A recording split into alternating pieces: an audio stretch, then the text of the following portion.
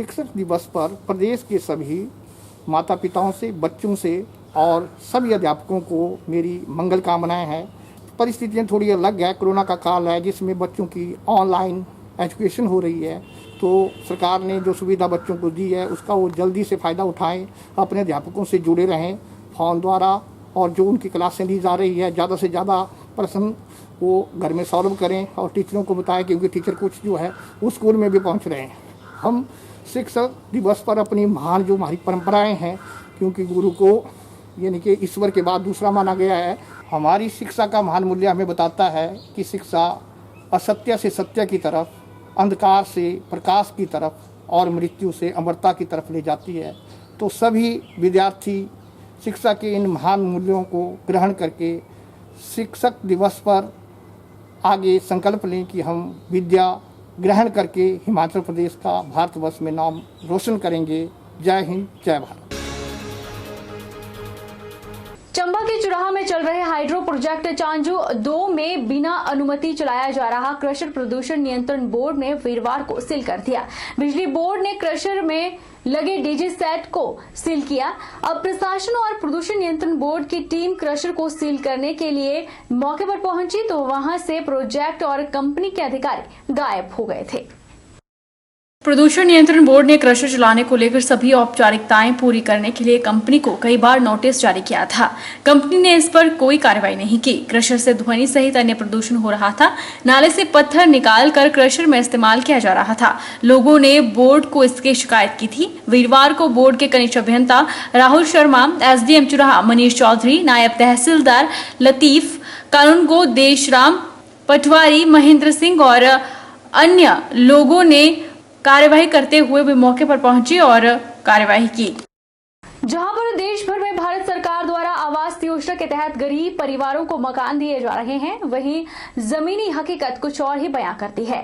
हम बात कर रहे हैं जिला सिरमौर के शिलाई क्षेत्र के दुर्गम इलाके लोजा मानल पंचायत की। यहां पर रह रहा एक गरीब व्यक्ति जो कि कुष्ठ रोग से पीड़ित है। व्यक्ति का मकान कागजों तक ही सीमित रह गया है।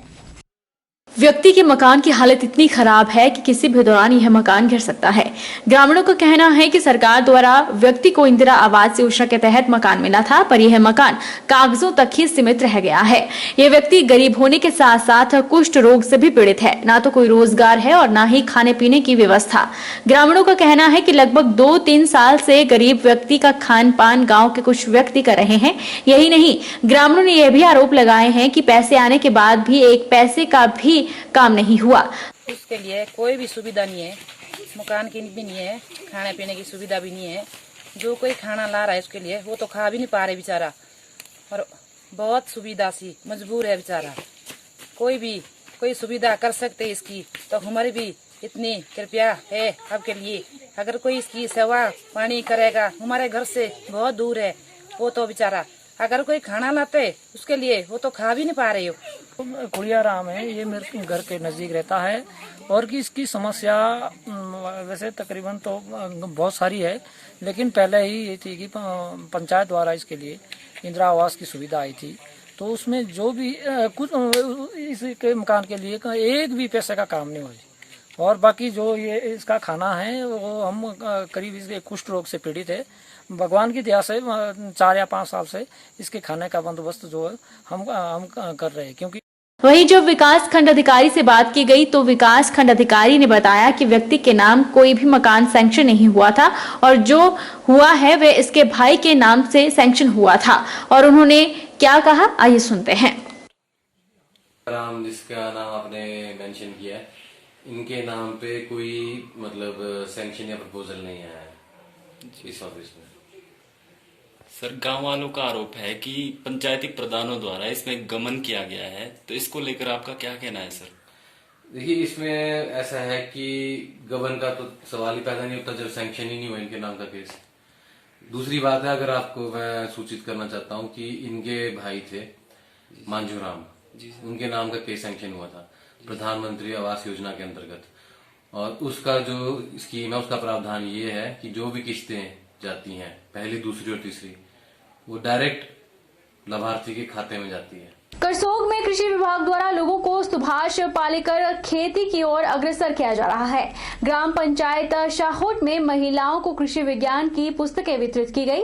साथ ही ब्लॉक करसों को बीडीओ को भी पुस्तकें सौंपी गई और आग्रह किया गया कि सभी पंचायतों में इस प्रकार की खेती को बढ़ावा दिया जाए, जिससे लोग निरोग रह सके और साथ ही लोगों को फसल भी अच्छी उपज हो सके और दाम भी अच्छे मिल सके।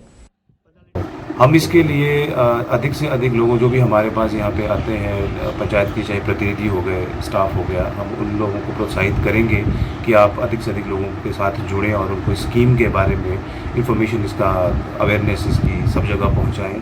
इसके लिए हमें महिला मंडल हो गया या सेल्फ हेल्प ग्रुप, उनके सहयोग की भी आवश्यकता पड़ेगी, तो हम उनको भी इसके बारे में अवेयर करवाएंगे और कहेंगे कि आप अधिक से अधिक लोगों को इसकी जानकारी दें। Himachal Pradesh medical officer association मंडी जिला कार्यकारिणी थुनाग तहसील के बक्स्याड़ में मेडिकल ऑफिसर के साथ हुए घटनाक्रम की कड़ी निंदा की गई है।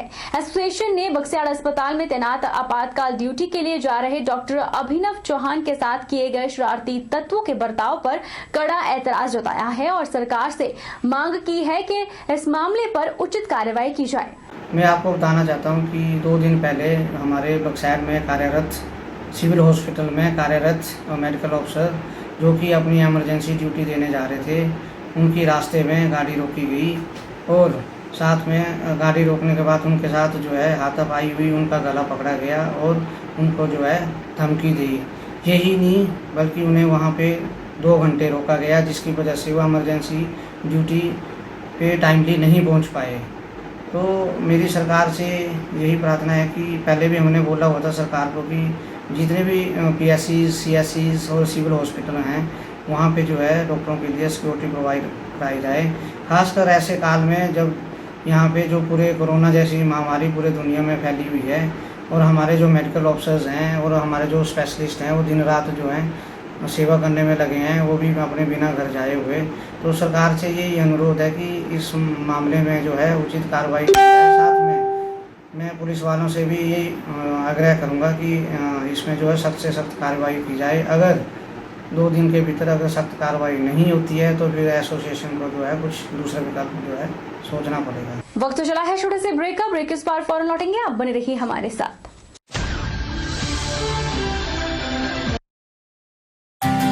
विजडम एजुकेशन सोसाइटी के सानिध्य में Vijay group of institute Himachal Pradesh university Shimla एवं Himachal Pradesh board of school education Dharamshala द्वारा मान्यता प्राप्त हिमाचल प्रदेश का एक अग्रणी शिक्षण संस्थान है।